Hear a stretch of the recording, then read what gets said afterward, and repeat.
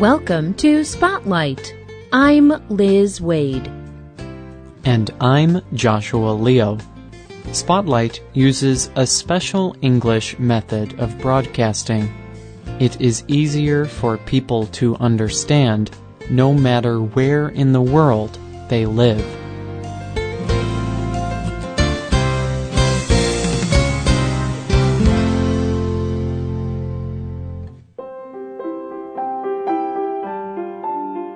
The year was 1752.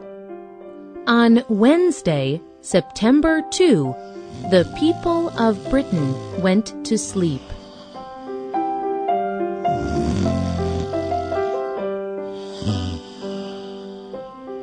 When they woke up in the morning, the date was Thursday, September 14.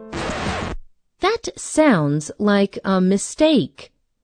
The date should have been Thursday, September 3, not Thursday, September 14. But this story is true. The people of Britain went to sleep on September 2. When they woke up, the date was September 14. This strange date change was the result of a British Act of Parliament. This act was called the British Calendar Act of 1751. Why did the British Parliament do this?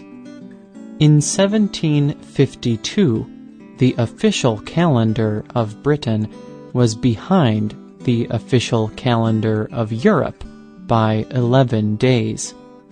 So in the United Kingdom, the date was September 2, but in Europe, it was September 13. A calendar is very important for measuring days and months, keeping religious holidays, and observing the seasons. Britain had been following an old version of the calendar. In 1752, they finally began to use the calendar accepted by the rest of the world. This helped them trade with other countries and celebrate religious holidays at the same time as the rest of Europe. Calendars are very complex. They depend on careful measuring, and they affect many parts of the world. Today's spotlight is on the history of the most used calendar in the world, the Gregorian calendar.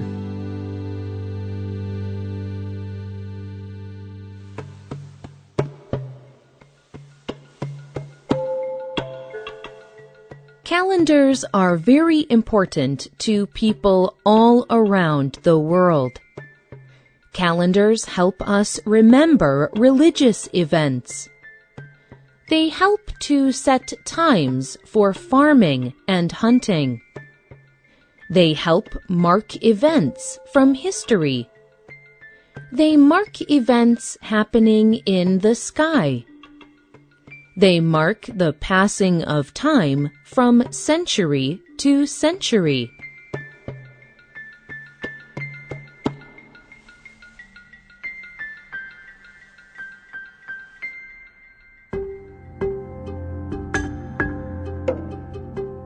Some experts believe that the ancient Roman and Egyptian people were some of the first to use calendars.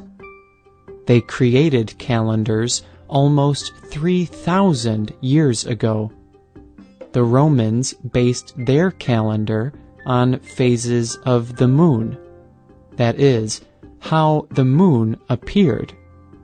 The moon goes through a cycle every 29.5 days. It begins as a full moon. It slowly gets smaller and smaller. Then it begins to get larger and larger until it is again a full moon. For the Romans, a full moon was the beginning of a new month. But the Egyptians based their calendar on the sun. The sun follows a set path in the sky as the earth travels around it. There are no clear months. Instead, measuring time depends on the seasons and where the sun is located in the sky. A year counted using this method is called a solar year.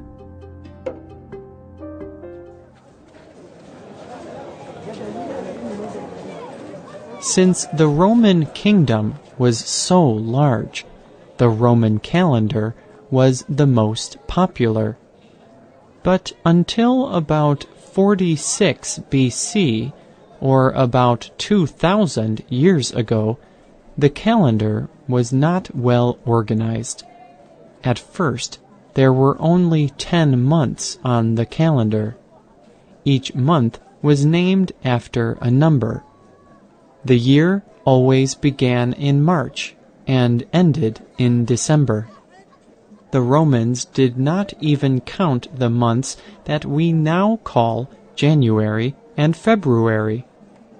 They were not considered a part of the year. But after time, one of the emperors did divide this uncounted time. He named it and began to count it on the calendar. So then the months named after numbers were not correct anymore. Calendar officials did not always follow the calendar rules carefully. Officials of the Roman government sometimes changed dates and lengths of months to stay in office longer. After some time, the official Roman calendar was in trouble. It did not even follow the seasons. Then the Roman Emperor Julius Caesar took control. He designed an improved calendar.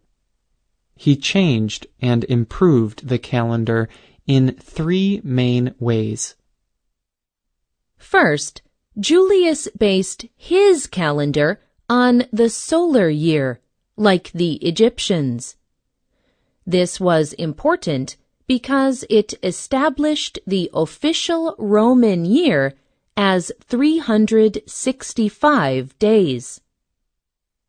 Second, Julius changed the date of the official beginning of the year from March to January 1.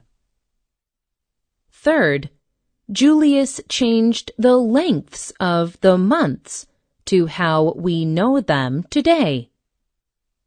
Most countries of the time began using this new calendar. It was called the Julian calendar.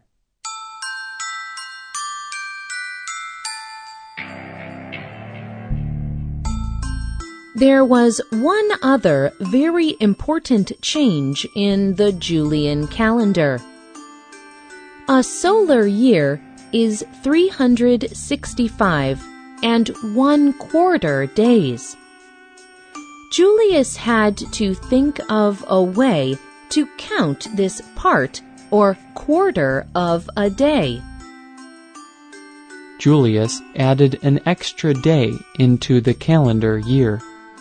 He declared the extra day should be added only once every 4 years. This is something that we still do today. A year with an extra day is called a leap year. Today, we add this extra day to the end of the month of February. The Julian calendar was a big improvement on earlier calendars. But calendars are very difficult to design. And the Julian calendar still had a few mistakes. The length of the Julian calendar year was 11.5 minutes short. This sounds like only a small counting mistake. But after many years, this small counting mistake began to add up. Every 400 years, these 11.5 minutes add up to just over 3 days. Around the year 1582, this began to cause a problem. In 1582, the official calendar was not correctly lined up with the seasons. It was about 10 days behind. Religious holidays like Easter did not happen during the right season. The Catholic religious leader, Pope Gregory XIII, decided to fix the mistake in the Julian calendar. Pope Gregory kept many parts of the Julian calendar, but he established new, more complex rules for the leap year. His new calendar was called the Gregorian calendar. It took a long time for people all over the world to accept the Gregorian calendar, but now it is the most common in almost every country. Some cultural and religious groups do use other calendars for special cultural or religious holidays, but for official records, most countries use the Gregorian calendar. But even this calendar is not perfect. The Gregorian calendar is 26 seconds short of a solar year. This means that every 3,300 years, the official calendar will be different from the solar calendar by 1 day. When this happens, the world will have to fix the calendar again.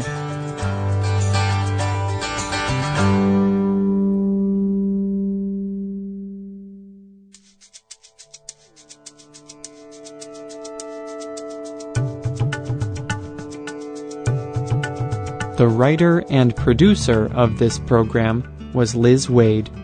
The voices you heard were from the United States. You can find our programs on the internet at www.radioenglish.net. This program is called The History of the Calendar. You can also leave your comments on our website. And you can find us on Facebook. Just search for Spotlight Radio. We hope you can join us again for the next Spotlight program. Goodbye.